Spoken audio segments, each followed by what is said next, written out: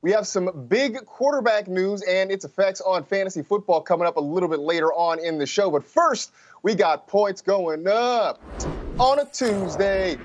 First up, Rank, as we talk about this Tuesday night game, how good do you think Lamar Jackson's going to be in his return to the field? You know what? I have him right around his season average between 18 to 20 fantasy points.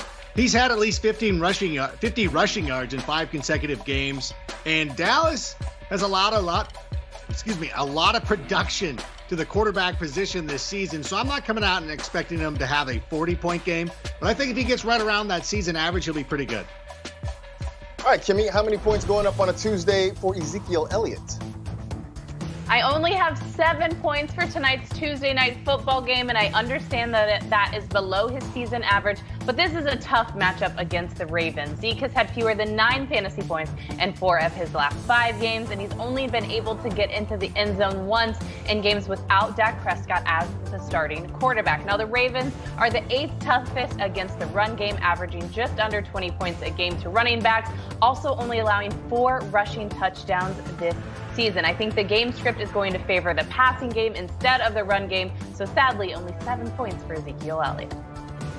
All right, Cynthia, on the other side in the Ravens backfield, what about Mark Ingram? Yeah, I think this is a game where Mark Ingram has more of an impact than usual. I'm seeing about 9 fantasy points projected. Why? Because I think there's a strong run potential for the Ravens. They need to get back to what they do best. And you know what they do best? Run the football. Mark Ingram's use in the run game and in the short passing game is really going to make an impact against this Dallas defense. They just don't want anything to do with it. I don't want anything to do with anything kind of wonky happening like some other teams. So Ingram, about 9 points. A good day for him. All right, I'll look at Amari Cooper. I've got him for about 14 points on this Tuesday. You know, usually he is a very high ceiling and a very volatile floor. This year, he's had a fairly stable floor. 7 games with 80 or more yards, 9 games with 5 or more catches. The production has been consistent pretty much regardless of the matchup. So I think even with a tough matchup, I have some pretty good confidence that Amari Cooper is going to be okay tonight. Back around, Adam Rake, what about the artist formerly known as Hollywood Brown? I don't know. I have him right around his season average. Now, listen, that's what you get from him, like between 9 to 10 fantasy points. He's had fewer than 10 in 5 out of his last 6 games. And even though he's been in some spots where he's had plus matchups and we thought the breakout was about to be upon us, he just hasn't delivered. I mean, he did against the Steelers. You're like, okay, thanks for the 1 week when we're not starting you. But I look at the targets. He's had 5 or fewer in 3 out of his last 5 games. I can't expect much from him this week. All right, Jimmy, we'll finish this one off with CD Lamb. Your expectations for him? Marcus, you and I are one and the same. You projected 14 fantasy points for Amari Cooper. I'm also projecting 14 points for CD Lamb. We understand it's a tough matchup, right? The Baltimore Ravens have allowed the 6th fewest fantasy points per game to wide receivers this season, but that's no big deal for the rookie. He's had 10-plus fantasy points in 8 of 11 games this season, 2 of them coming from the last 3 games played. So even though it's a tough matchup, I do have faith in some of this receiving core for the Dallas Cowboys. His full name is Certificate of Deposit Lamb because he provides dividends. Shout out to Twitter for workshopping that for me. Believe it or not, all right, so scenarios that you need to see on the field tonight to get a fantasy win. Adam Rank, Steeler here says he needs Andy Dalton and CD to combine for less than 30.12 points for him to get the bye next week, I should say. Do you believe it or not? Oh, I believe it. You got this. Rest easy. Prepare next week like you got no game because you've got this. All right, Kimmy, this one for you from Chase saying, I need a miracle in fantasy tonight. Need 27 points between Baltimore's defense and Justin Tucker. Do you believe it or not? I believe it, Chase. I dug into the stats on this one. Justin Tucker's best game got him 15 fantasy points, and the Ravens' defense's best game got them 26 fantasy points. It's absolutely doable. Let's coast you into the fantasy playoffs. All right, one last one. This one for you, Cynthia. Omar saying he needs 15 points from Dalton Schultz to get the number 2 seed in his league. Do you believe it or not? Well, I'm not witty or funny like either Rank or Kimmy or you, but so I did math on this one, and for me that happens in about 10% of scenarios. So it's not super likely, but it's not out of the question, Omar. All right. You know, Dr. Strange had worse odds than that, so you feel all right. It is an NFL special on Tuesday night. Cowboys and Ravens tonight at 8 p.m. Eastern on NFL Network, Fox and streaming on Prime Video. And don't miss NFL Game Day Kickoff coming up right after us at 5:30 p.m. Eastern. Right now, a look back at Monday night's doubleheader. Snap to Smith. Throws to Logan Thomas. Wide open. Touchdown. Smith steps back down the right sideline. One-handed catch down to the Pittsburgh 23. What a play by Sims to give Washington a lead. Kick is up. That one is good. Washington takes the lead. Roethlisberger throws out the right. Tipped up in the air and intercepted. Washington takes over. It's a Monday night surprise. The snap. Four-man rush. Josh fires into the end zone. Caught. Touchdown. Josh fakes the handoff. Fires to Dawson Knox. Makes the catch at the 5. Dives into the end zone. Touchdown. What a drive. Josh going to throw it. Looking for McKenzie. Wide open. Makes the catch. Into the end zone. Touchdown. Allen looks. Cocks his arm. Fires downfield. It is man wide open. Caught. Touchdown. Gabriel Davis. Touchdown Buffalo. He was wide open. A 27-yard touchdown hookup. It's the Monday night recap in prime time and off-peak performances, starting with those that shine brightly under the lights. Kimmy? All right, Josh Allen, prime time looked so good on him last night. He completed 32 of 40 passes for 375 yards and 4 passing touchdowns against the 49ers, finishing with just over 30 fantasy points and a QB number 2 finish for Week 13. Now, last night's showing was Josh Allen's 4th finish with 30-plus fantasy points, also having double-digit points in every single game played this season. If the season were to end today, Josh Allen would finish as a fantasy quarterback number 3 with 26 passing and 6 rushing touchdowns. So quite a year for Josh Allen. You know who else it's been quite a year for when he's been on the field is Brandon Ayuk, who had 20.5 fantasy points against Buffalo. That ranks number 12 amongst wide receivers. He only had to catch 5 balls in order to do this, 95 yards and the touchdown. He did have 9 targets, so that's great going forward. A little bit surprising with that deep ball, given that it was Nick Mullins and this great defense, but I love it. The output is great. And by the way, he's had 17 plus in 4 straight games. Yeah, but now I have to dive. Yes, he hasn't been quite that productive, but go ahead. No, it's good, Marcus. Please go. All right, fine. Logan Thomas, then I'll talk about him because Logan was sort of Wolverine against the Steelers on Monday. Career high with 9 catches, had 98 yards and a touchdown, 24.8 fantasy points. He actually has been a fairly productive tight end when you are comparing him to some of the other fantasy tight ends out there. It might not be splashy, but generally he is getting looks, getting opportunities in that offense. And if you've been streaming, you've probably done worse than probably having Logan Thomas in your lineup. All right, Cynthia, let's be Debbie Downer about this. Off-peak performances, where are you going? Okay, so Juju Smith-Schuster was kind of absent, only 9.8 fantasy points. That's tied for 49th among wide receivers. 7 receptions, just 28 yards. That's an interesting one. Why? Because his air yards per target this season are nowhere near what we're used to. His career low since Next Gen has started tracking, and he's 3rd fewest, so 5.6 air yards per target. That's among wide receivers. They have had 40 targets. That is not a great sign going for it. I know Ben Roethlisberger likes that short pass, but this is not a great fantasy upside indicator. Yeah, one of the trends I didn't like on, was it Monday? I guess it was. Terry McLaurin not playing well. Targeted 6 times, had just 2 receptions for 14 yards. Both of those are season lows. 6 targets. That's 4th on the team. So he was getting overlooked by Alex Smith, who actually had a pretty nice little game. So looking at the upcoming schedule, they got the 49ers this week. That could be a tough one. I know the 49ers were blown up by the Bills. That's still a tough matchup. Then he does get Seattle, which is a little bit of a reprieve, but then Carolina again. So I'm kind of a little bit concerned if you've got Terry McLaurin rolling through the playoffs. Not the best time for Terry McLaurin to run up on a tough patch on the schedule. All right, it is waiver wire wonder time. Which fantasy free agents will be a thing in your fantasy league come tomorrow morning, Adam Ray? Well, J.D. McKissick should probably be one of the top priorities in your league, unless Cam Akers is still available for some reason. But McKissick has been dropped recently, and he's available in about 65% of NFL.com leagues. Now, obviously, Antonio Gibson was the bell cow running back of this offense, but he left before halftime. We don't know his status right now, and we might not know for a couple of days, but anytime there's a toe injury, that's a huge concern for me. And at least for 1 week, you figure that J.D. McKissic is going to get a lot of opportunity. They're going to be playing, again, the 49ers, a matchup I don't necessarily like, but he gets targeted a lot out of the backfield, which should help even that out.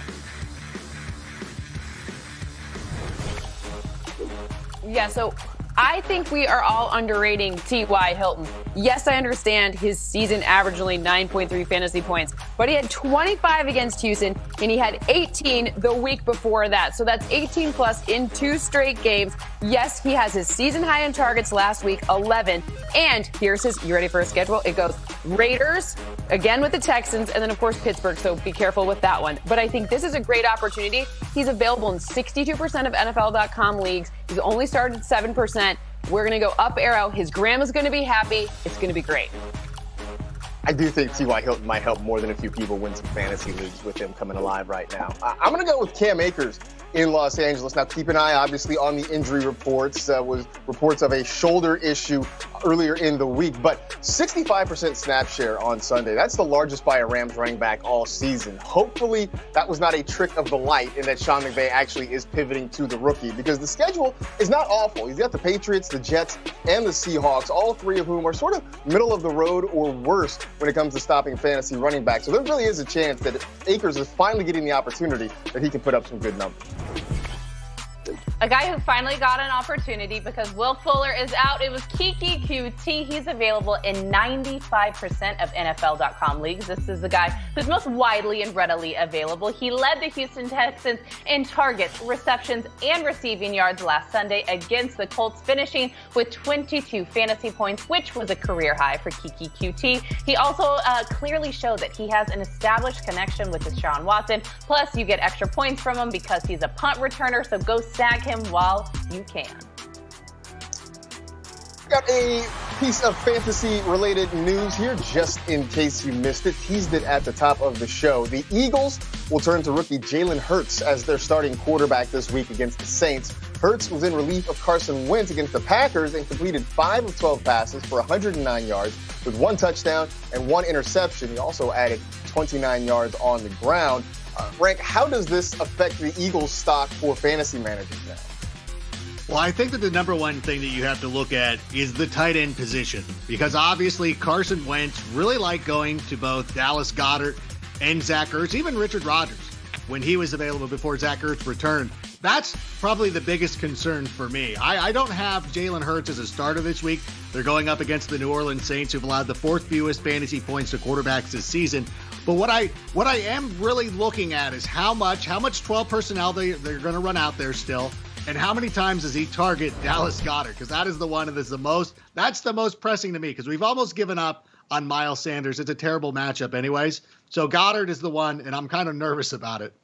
Get your snacks and silence your cell phones. It's time for another showing of Overreaction Theater. This is when we freak out over what we saw on Sunday, because obviously that's what this player is going to do for the rest of the year. That's just science. So, Kimmy, we will start with you. The man known as Eugene Marquis T.Y. Hilton. He is back, baby. Solid wide receiver start for the rest of the season.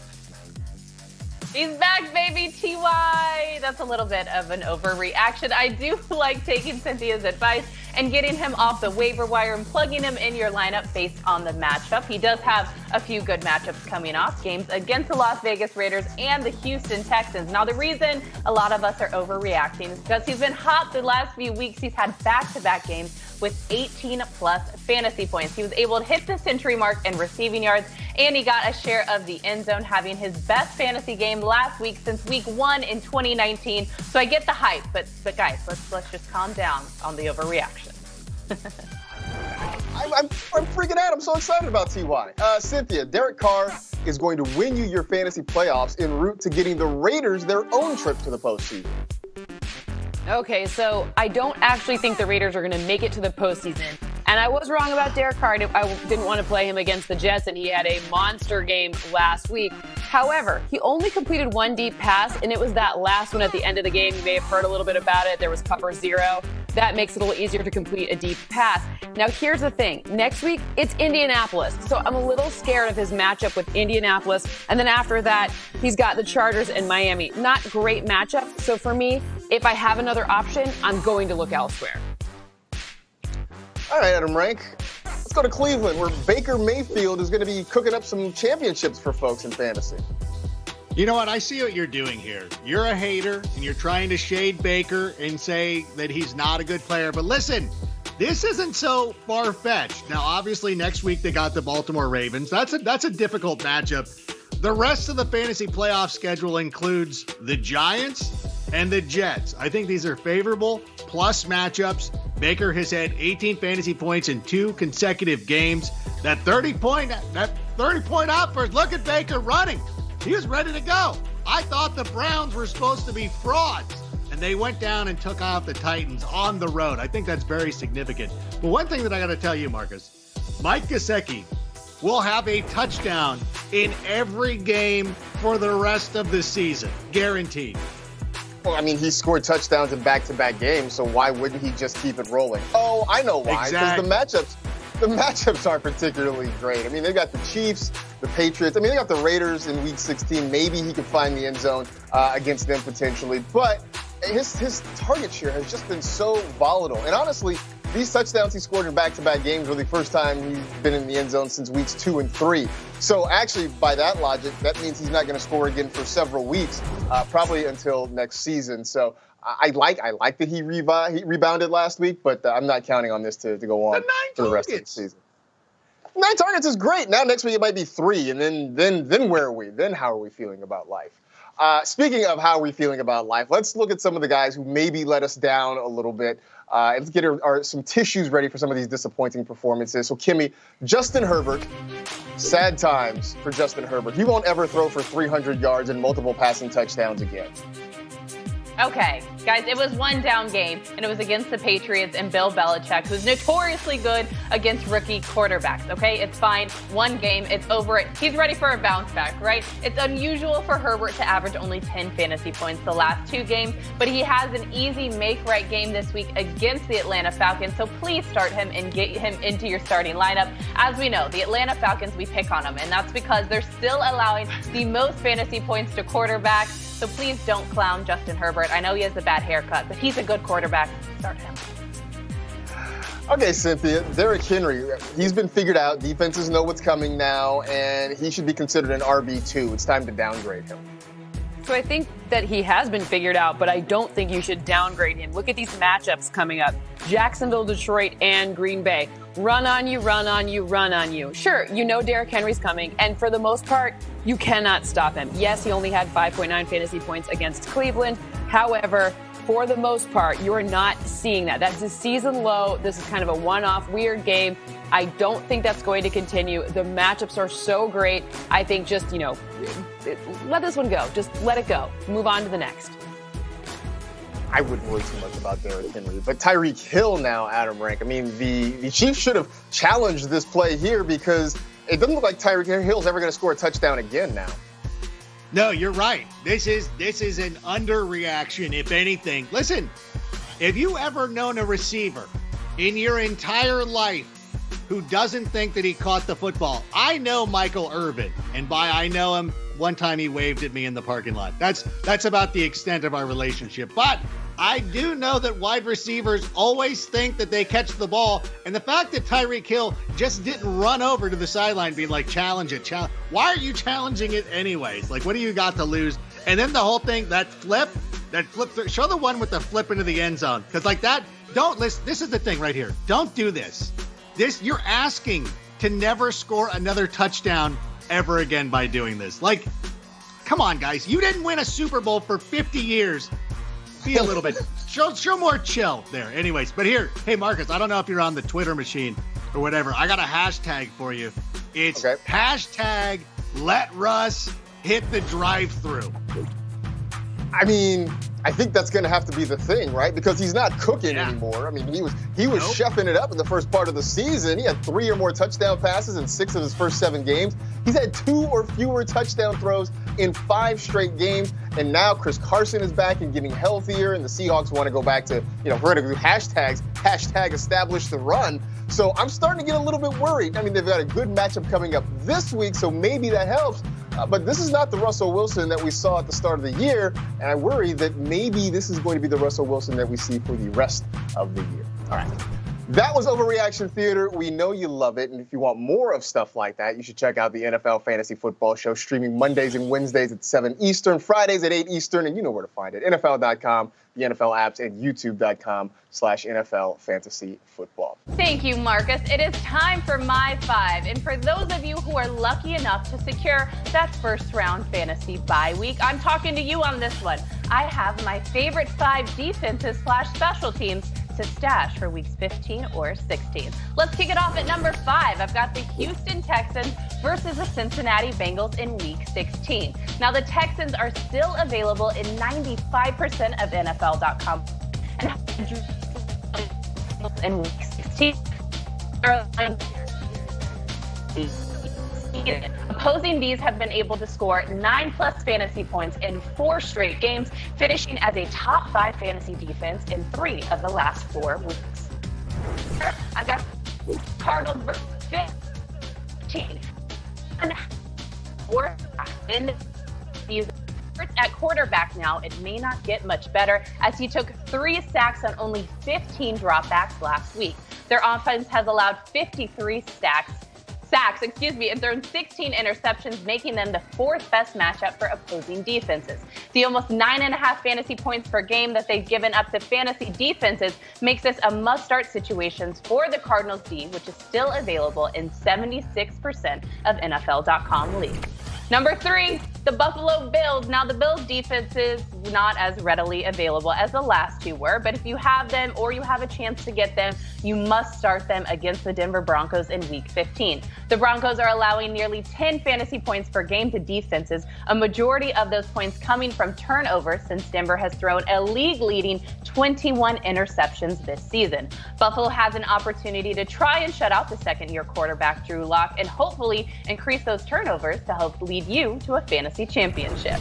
Number 2, Adam Rank. It's the Bears. I'm not from Chicago. I don't know if I'm allowed to say that, but whatever. It's the Bears versus Jacksonville in Week 16. They're still available in 49% of NFL.com leagues, taking on Duval, who are giving up the 9th most fantasy points to defenses in 2020. The 7+ fantasy points defenses have been able to average against Jacksonville. They show that they can finish with a top 12 finish in 10 of the last 11 games. So fire up the Bears. Justin, on audio, can you please drum roll me for this number 1 spot? Drum roll. Number 1. Cleveland Browns. I said this weeks ago that the Browns could have one of the best defenses in the league, and I'm still standing by that answer. When they take on the Jets in Week 16, you're looking at a dream matchup scenario versus a team that's allowing the most fantasy points to defenses this season, an average of just over 10 points a game. However, Week 16 is not the only week that the Browns defense is a hot start. In Week 15, they face the Giants, who have allowed the 6th most fantasy points to defenses this season, meaning that they have back-to-back weeks with favorable matchups. And the best part is that they're still available in 74% of NFL.com leagues. So run, don't walk to go snag them for your roster and lead yourself to a fantasy championship. Those are my 5 favorite defenses and special teams to stash for weeks 15 or 16.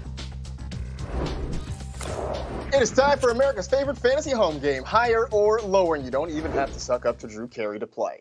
We will get together with Cynthia Freeland. I will give a player and a projection. She will let you know whether or not that player is going to go higher or lower coming up in Week 14. So we will start off with Justin Herbert, he of the unfortunate haircut. He had 2 or more passing touchdowns in 7 of his last 9 games. So higher or lower than 2 against the Falcons this week?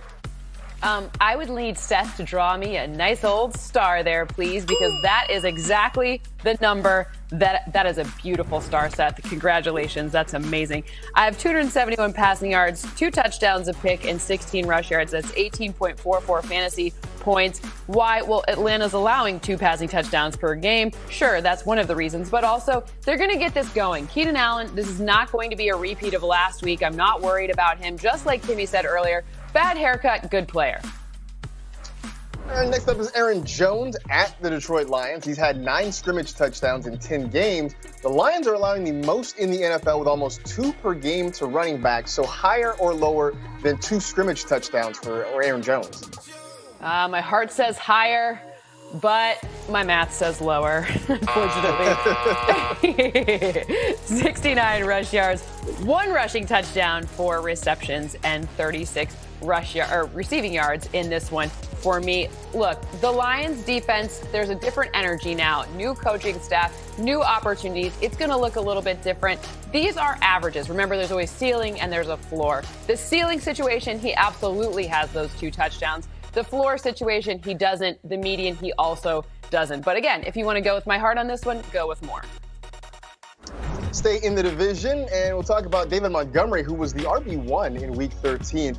100-plus scrimmage yards in 2 straight games and 3 of his last 4, so higher or lower than 100 scrimmage yards on Sunday against Houston. All right, so I think we're going to go with higher right here. Yeah, because I just looked. No, shoot, it's lower.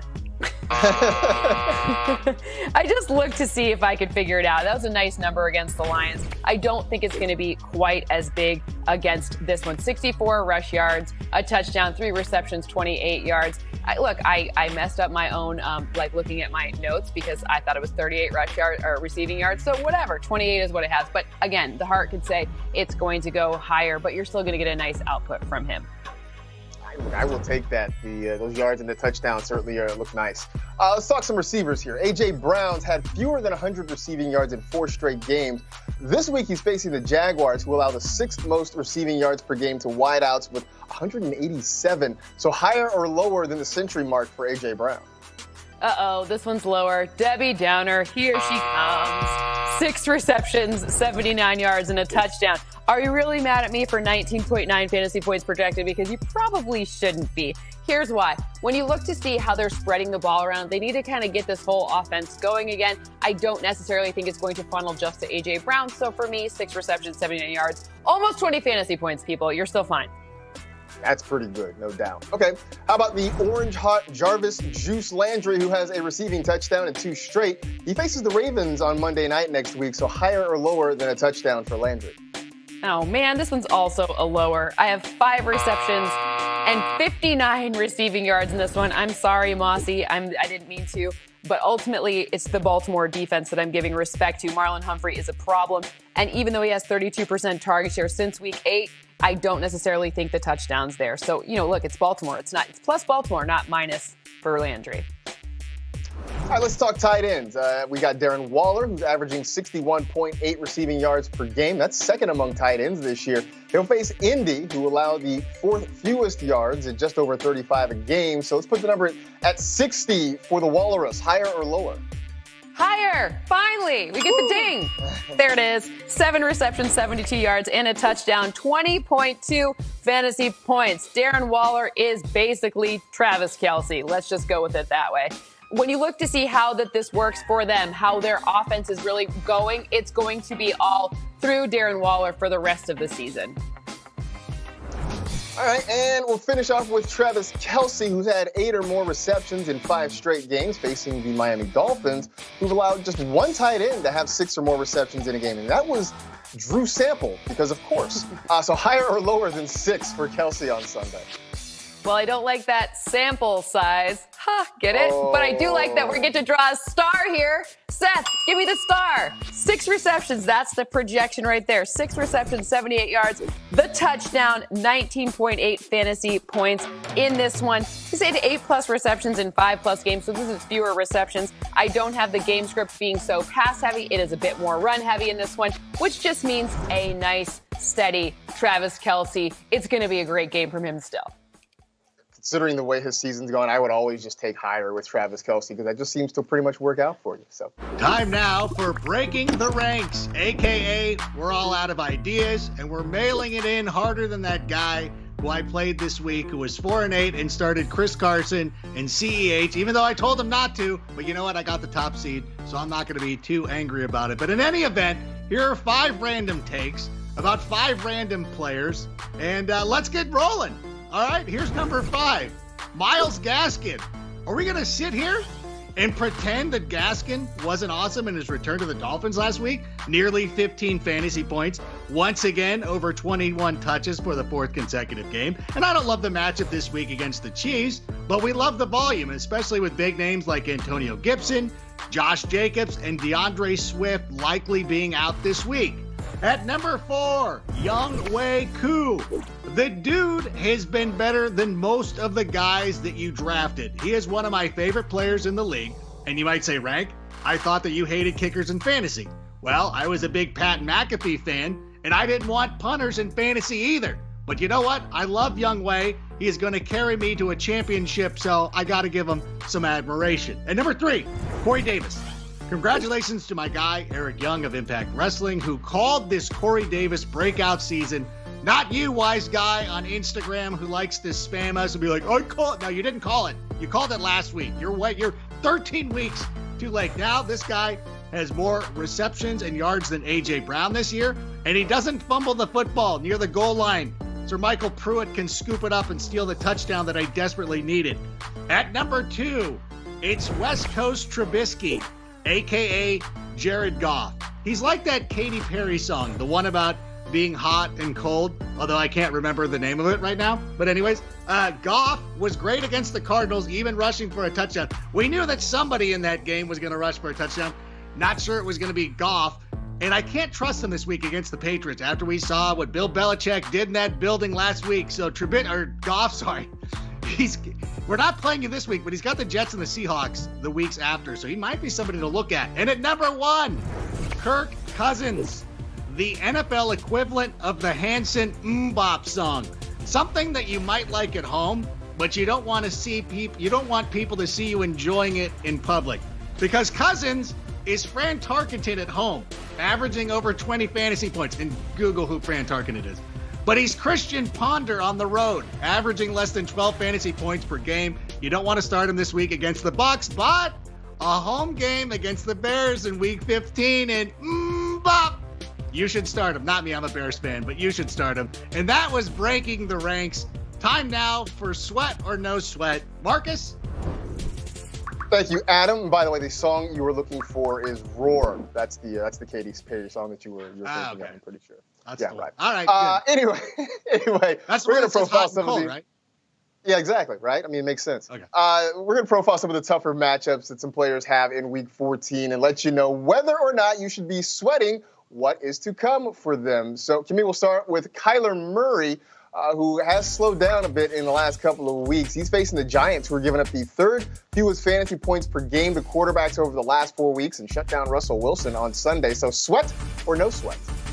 I'm trying to think of a Katy Perry song that has the word sweat in it because I'm sweating this Kyler Murray pick against the Giants. Now, the Giants are in the top 6 of toughest teams against fantasy quarterbacks. And I normally say that this would be no big deal for Kyler Murray, but he's just not been playing as hot as he was at the beginning of the season because he has been dealing with that shoulder injury. He's now had consecutive games with fewer than 17 fantasy points and no rushing touchdowns, something that he was doing very well prior to Week 11. His 12-point average since Week 12 worries me against the Giants, so I'm gonna do a sweat on Kyler Murray this week. Kyler getting some help back with Larry Fitzgerald activated off the COVID-19 reserve list. Up next, Cynthia, it's Miles Sanders against the Saints, who are giving up the fewest fantasy points per game to running backs over the last 4 weeks. Sweat or no sweat? Big time sweat this one. Not only do we have a change at quarterback, but the O-line has not been looking like the O-line we're used to from the Eagles. This is an opportunity for Miles Sanders to be not necessarily even this is not a good one for me. I'm not going to be going there. His fantasy points have decreased in 3 straight games. He's only had 15 plus in 1 of his last 8 games. New Orleans is just shutting down the running back position, so no thank you. I will pass on this one. Very sweaty situation, and I don't like that. Let's keep the theme of bird teams going, Adam Rank, with Chris Carson against the Jets, who are giving up the 4th fewest fantasy points per game to running backs over the last 4 weeks. So sweat or no sweat? That's fine. I'm not sweating Chris Carson. I think that this is a pretty good matchup. He hasn't been great lately, but again, I'll go back to the Katy Perry songs and say, you got to shake it off. Shake it off. And so I look at... That's Taylor Swift. Okay. Well, in any event, he's had at least 19 fantasy points and 3 out of his last... How do I get out of this segment now? Don't sweat Chris Carson. They're going to bounce back. near sideline. Ball is caught. DK Metcalf stiff arms a man, puts him on his back. Man, there's the latest victim from DK Metcalf. Throwing, diving catch on the slant. It is caught by Robinson. One of the most underrated wide receivers in the National Football League. Throws near side, and that ball is caught. Mike Thomas past the first down marker. That's 1 foot of Mike. He got it down. Over the middle, and it's caught by Gesicki. The most amazing one-handed grab. Wow. What a catch in traffic. Mayfield's got it. He gives it to Chubb, who gives it to Landry, who throws it to Mayfield, who caught it on his tippy toe for the first down. It went from Mayfield to Chubb to Landry to Mayfield. Let's make a toast to some of the fantasy players like the ones we saw who gave us reason to celebrate. As always, we raise a glass to fantasy class on Tuesday. So, Adam Rank, who are you toasting this week? I'm going to raise a glass right now to Antonio Gibson. Even though, it didn't work out last night, you carried me through part of the season when I didn't have CMC. So I look forward to drafting you next year. But now we're going to turn it over to Christian, who's going to bring home the title for us. So I'll never forget what you did to get us this far. And no thanks to Tokyo Rose, Craig, and Beverage Dave, who auto-drafted this team for me. I got the #1 seed, folks. Cheers to that one. All right, Kimmy, you are up. Who are you toasting? I'm going to toast the unsung quarterbacks that help people clinch playoffs. Guys like Ryan Tannehill and Baker Mayfield. Both of these guys finished within the top 4 at their position in Week 13, having better games than guys like Aaron Rodgers, Patrick Mahomes, and Russell Wilson. Sometimes we just chase the sexy names in fantasy football, but it's the unsung heroes who really show up for us when we need it. So cheers to you, Ryan Tannehill and Baker Mayfield. Cheers indeed. All right, Cynthia, you are up. Who are you cheersing? So I don't think enough is made of how classy Davante Adams is. I mean, look at this. He just hands the ball, 400th touchdown pass. This could be a lot of different ways. Sometimes people throw it into the stands. It's happened before. But look at that. He's classy. He got me into my playoffs. I don't think enough people talk about him as a #1 wide receiver overall. Cheers to you, Davante Adams. Thank you for my trip to the playoffs. Cheers indeed to Davante Adams. I would like to toast Taysom Hill, mostly for letting Alvin Kamara play again. 17 touches, the most since Week 9. 17.7 fantasy points, the most since Week 10. It was just nice to see Kamara come back into our fantasy lives just in time for the playoffs. And may all of our fantasy games be like a pack of used pencils full of points. So cheers to that one. All right.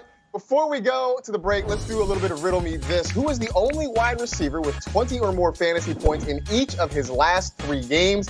You have 3 minutes, 30 seconds to phone a friend. We'll be back with the answer right after the break.